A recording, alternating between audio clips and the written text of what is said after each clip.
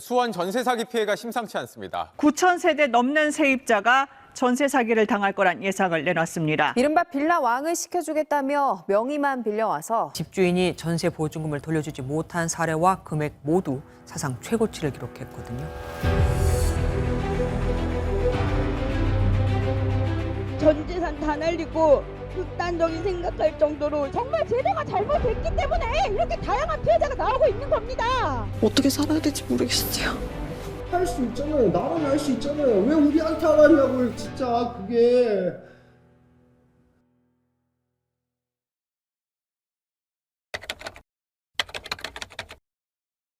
(2년) 전 결혼을 하면서 신축 빌라를 계약한 젊은 부부.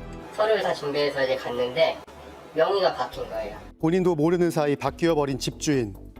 이전 집주인이던 개인 소유주에서 법인 명의의 회사 소유가 돼 있었습니다. 그리고 이날 의혹 하나가 생겼는데요.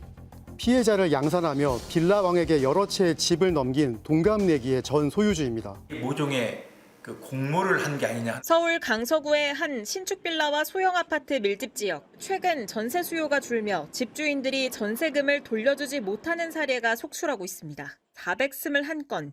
금액으로는 872억 원에 달합니다. 건수도 금액도 모두 사상 최대입니다. 이번에는 인천인데 비슷하게 당했다는 사람들이 한둘이 아니었습니다. 당시 주변 빌라 시세는 최대 1억 4천만 원, 집주인이 담보로 받은 1억 500만 원에 피해자 전셋값 6,500만 원 더하면 결국 빌라는 빚이 더 많은 이른바 깡통 주택이었던 겁니다. 집주인을 경찰에 고소하는 등 전셋값 지키기에 나섰지만 당장 전세금을 찾기는 쉽지 않아 보입니다.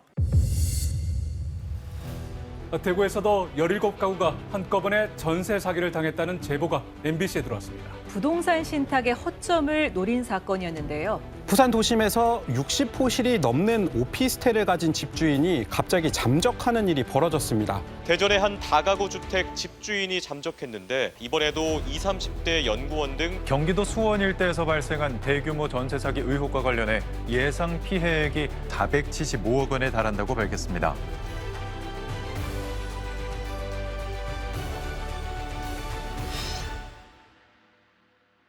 피해자들은 전국으로 이어진 전세 사기를 정책 실패가 빚은 사회적 타살로 규정하고 전국 대책위원회를 출범시켰습니다. 특별법을 만들어 다시는 이런 비극이 반복되지 않도록 해달라고 호소했습니다. 지금 저는 전세가 7천만 원이었고 키워서 문제일 돈이 아예 없어요. 갚을 수가 없다. 제일 큰 압박이죠. 그게 선생님의 빚이 돼버리는 거잖아요. 그렇죠.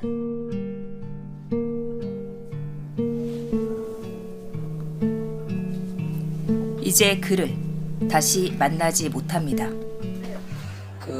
은행 연장도 안 됐다고 그러더라고요. 우리 속일 줄은 전혀 꿈에도 몰랐습니다, 사실은. 아무리 노력하고 국회도 가보고 했다요, 많이. 나중에 사실 뜯어보니까 심도 있는 말을 했더라고요. 대책위원회 그분들 때문에 위안이 많이 됐고 이 일로 계기로 해서 죽음으로써 나라에서 대책을 다시는 이런 일이 벌이지 않게끔 그 바람이 있더라고요, 그 안에. 지난 2월 전세 사기 피해로 숨진 청년 2명을 위로하는 49제 추모제를 열었습니다. 이 허술한 제도 속에서 사기꾼들이 활개칠 수 있는 그 판을 만든 제도, 그 제도를 만든 권리가 국가에 있으면 허술하게 만든 사고에 대한 책임 누가 져요? 3명이 죽었습니다. 다 젊은 친구들입니다. 그럼 여기 계신 여러분 피해자 아닐 것 같죠? 제도가 바뀌지 않는 한 모든 사람이 잠재적인 피해자입니다. 국민의힘과 정부가 전세 사기 피해자 지원을 위한 특별법을 만들기로 했습니다. 최대한 피해자를 지원하자는 데는 모두 공감했지만 피해자 인정 요건 등을 놓고 이견을 좁히지 못했습니다. 오늘 오전에 국회 국토위 법안 심사 소위에서 전세 사기 특별법이 여야의 합의로 통과됐다는 소식이 방금 들어와 있습니다.